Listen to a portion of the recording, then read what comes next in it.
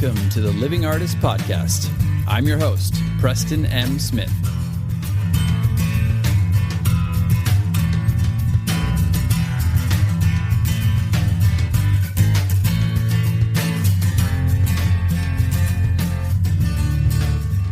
Hey, everybody. Welcome to the Living Artist Podcast. I'm Preston M. Smith, at PMS Artwork everywhere on internet land and socials. I want to thank you for landing on this podcast. Whether you're a professional artist, just getting started in the art world, a collector of art, or just consider yourself a creative person, this podcast has something for you. I like to think of it as a fun way to rant and talk to other creative people about living the life of an artist, surviving and getting ahead in the art world, and enjoying your life. But most importantly, not waiting until you're dead to make it happen. All right, let's get started.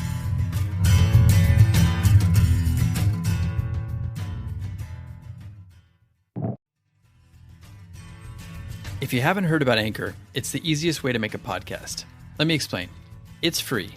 There's also creation tools that allow you to record and edit your podcast right from your phone or computer. Anchor will distribute your podcast for you, so it can be heard on Spotify, Apple Podcast, and many more.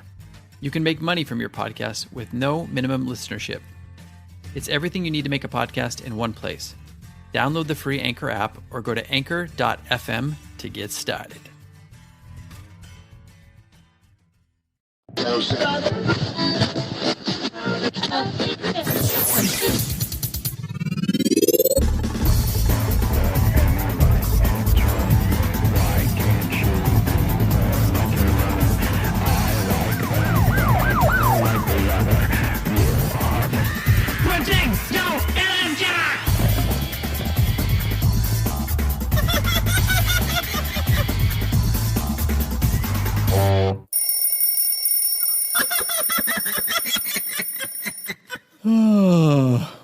Welcome and good morning to you. Okay, that was creepy. I had to put another one of the creepy laughs in there just for good measure, just to make sure you're paying attention, you know? You gotta make sure you're paying attention out here. So welcome back to the podcast. I thought I would hit you with something a little crazy to balance out the last mellow one. And yeah, just feeling that anyway. So I've been listening to a lot of David Bowie and some of his 90s stuff. And then I saw Moonage Daydream, which was just like an assault of the senses. If you haven't seen it, highly recommend it. Very artistic, not a biography, but definitely kind of an abstract, non-linear exploration into David Bowie. And it's really kind of an immersive experience. So I would highly recommend seeing it in the theater, but I just have some of these crazy melodies and stuff rolling around in my head, and I thought I would throw some stuff out there and see if it sticks. Hope everybody's doing well. Hope you're having a good week so far whenever you're listening to this. You're like, but it's Saturday. Well, if it is Saturday, happy Saturday to you. And if it's not Saturday, if it's a Monday, I hope you're getting your week off to a good start. And if it's Tuesday when this comes out, well, then aren't you swell listening to this when it first comes out? Right in the morning, waiting, setting your alarm for it. Hope everything's going well. Everything's going well here. I am just finishing out some work this morning and going to get a podcast out. So here goes nothing, everybody. And what are we going to talk about? Today, I don't know if you heard the yelling in the track or just looked at the title for this episode, but yes, it is called Protect Yo Energy, which my wife and I saw on a t-shirt in the Grove, I believe. We were having some tacos at Trejo's Tacos, and we saw some guy with his girlfriend or wife or whatever walking up there, and he had a shirt on that says Protect Yo Energy. And I was like, that's great. And it was kind of funny. It was a little joke, but it's actually very good, very true statement. It's something that you need to be vigilant about. And I think, especially as artists, especially as anybody who's putting yourself, I'll put creatives in there in general, whether you're a musician, a visual artist, an actor, you name it. Whatever you're doing in that realm, you are bearing a bit of your soul. You are putting yourself out there kind of to be judged by the public or for public consumption. And it can feel very naked. And when people kind of comment on you or do little shitty things, it almost hurts us even worse because you're putting yourself out there. You're being very brave, you're being very bold. And some of these kind of comments, not even horrible comments like backhanded compliments and stuff like that, or little passive aggressive little hits that people get on you on Instagram or just in life in general, or things that we even maybe perceive that could be like that, those can really disrupt your energy and your flow. And it can then, carry over into just disrupting your day, which disrupts your flow, your workflow, your flow in the studio, how you're putting yourself out there into the world. Maybe you become a little more timid when you put out your next piece online on social media or on an online marketplace, or the next time you talk in a gallery, maybe it makes you think a little bit like, well, I don't want to have what happened last time happen. So we're going to be talking about protecting yo energy. Can't get enough of it. I think that's going to be my new little segue soundbite. Probably not, but it's fun for this one.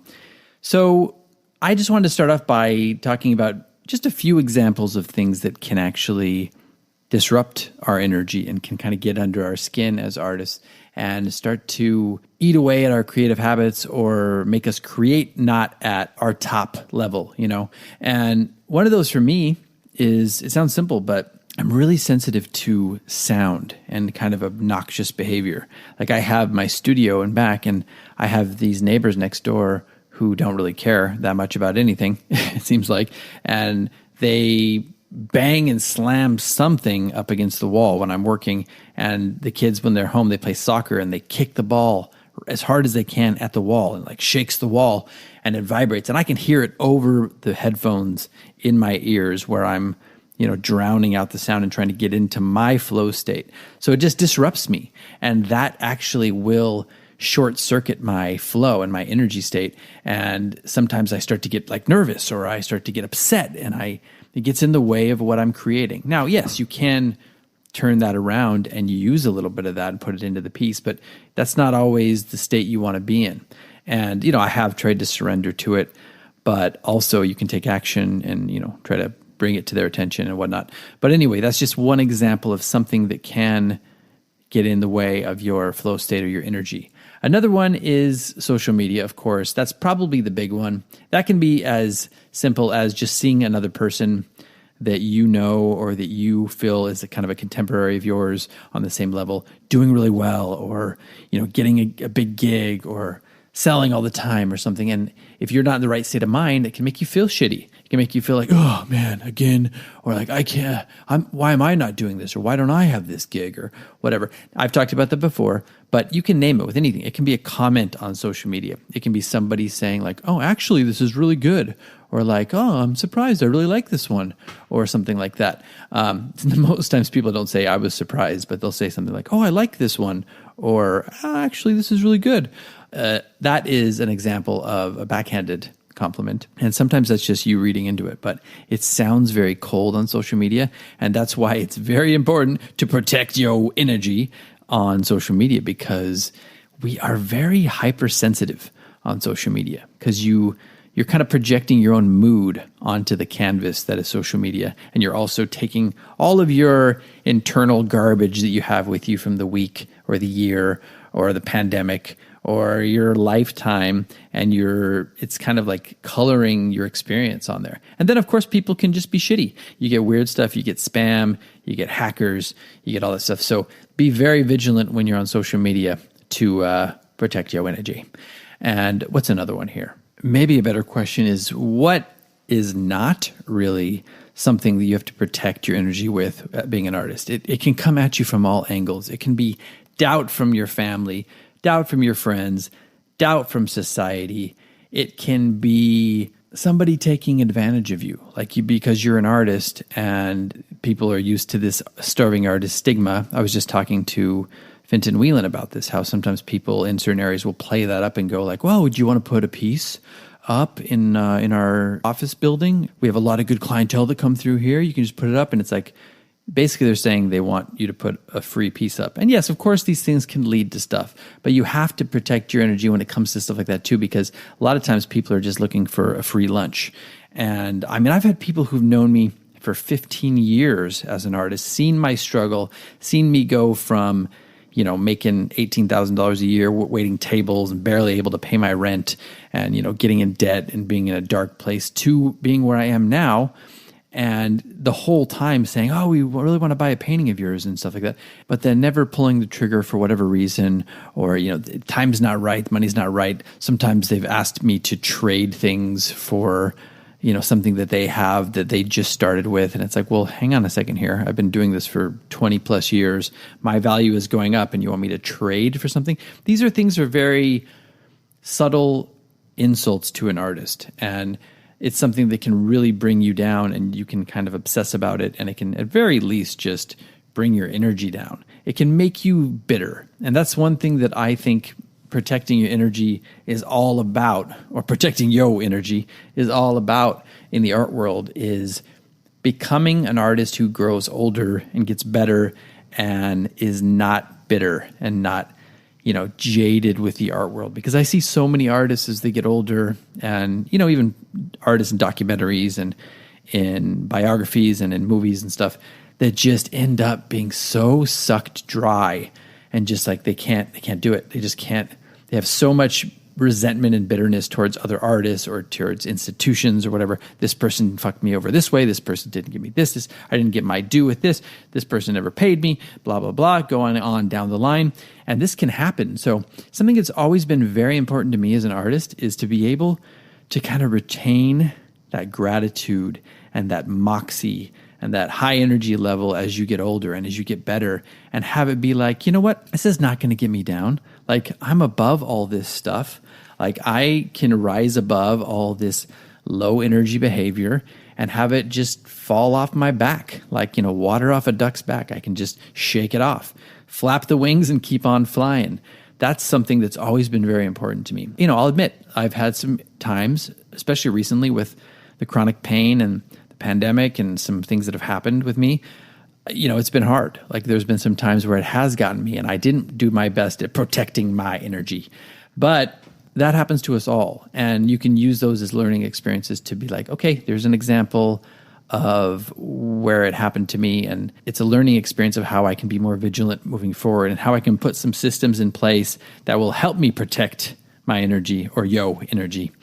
And so you might be asking, what are some of those systems that you can put in place? Well, there is no one-size-fits-all perfect bulletproof system. None of us are bulletproof, not even the best of the best or the top of the top. The chip top of the line. Not even those people are bulletproof, but they have gotten so much better at dealing with this stuff. Some of it is just having it being thrown at you and just learning how to keep moving forward. Some of it's that. But if you aren't careful, it can little by little eat away at you.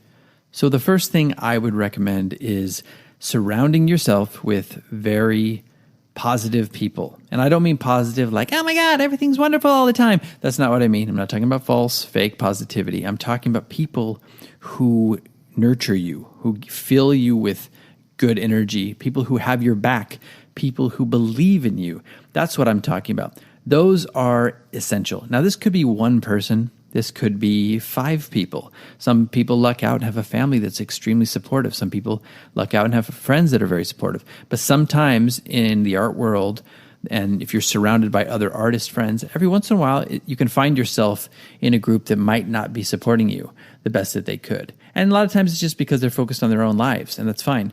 But you have to be vigilant in finding people. And this could just be one person, like I said, or this could be no people. And in that case, you have to surround yourself with people who inspire you, meaning you can listen to David Bowie, or you can listen to Billie Eilish, or you can listen to podcasts. You can find self-help gurus. You can find these people who really fill you. Like, I listen to kind of a hodgepodge of like Tim Ferriss and, Pete Holmes for laughs.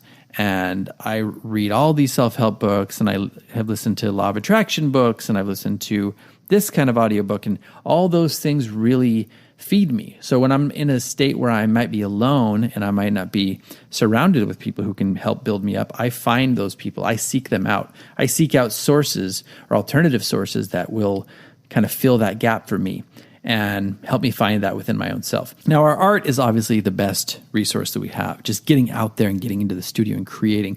That is the best positive reinforcement. And that's the best way to protect your energy. But you don't always have that. You can't always do that every moment of every day. So you have to find ways of feeding yourself in positive ways when you're not just creating.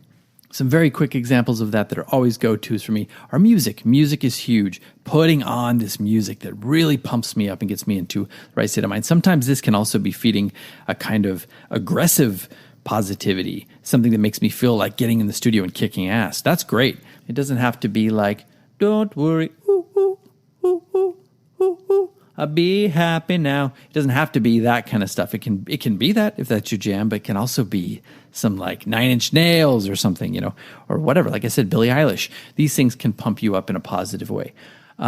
Meditation's huge. Of course, I've talked about this many times on the podcast, so have many of my guests. Get into meditation. There's plenty of resources out there for you. There's a Calm app. Even the Curable app has great meditations. There is Headspace. So many, I can't remember off the top of my head, but just do a search.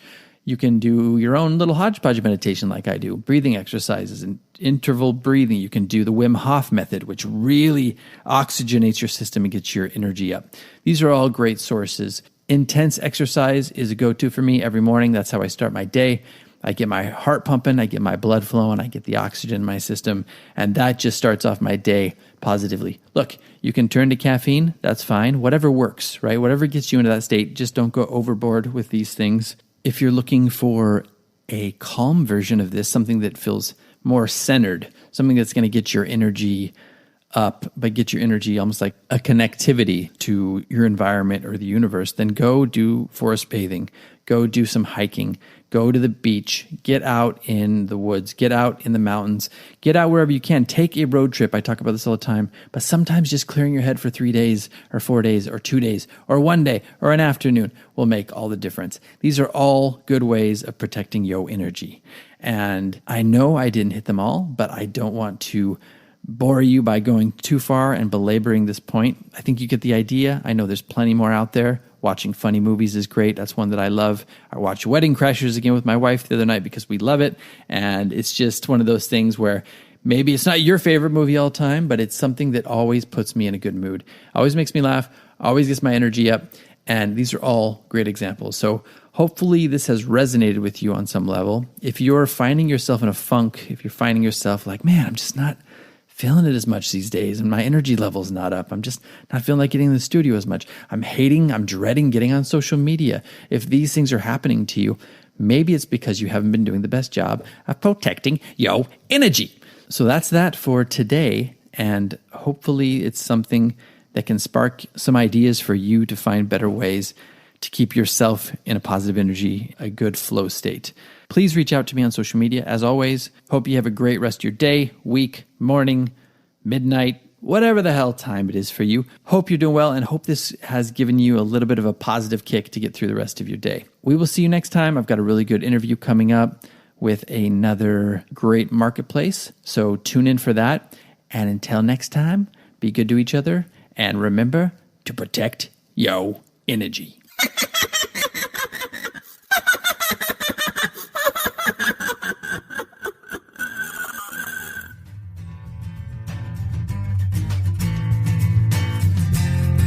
This has been the Living Artist Podcast.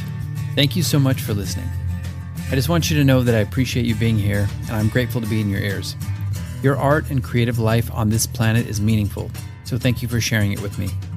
If you like this podcast, whatever platform you're listening to it on, please subscribe and share it with your friends. You can also leave me a positive review to show your support. This helps me to reach more people with the algorithmic magic and keep the show going strong. If you want to see more of what I do and check out the art that I create, you can visit my website at www.pmsartwork.com or follow me on social media everywhere at PMS Artwork. That's it for now. See you back here next time.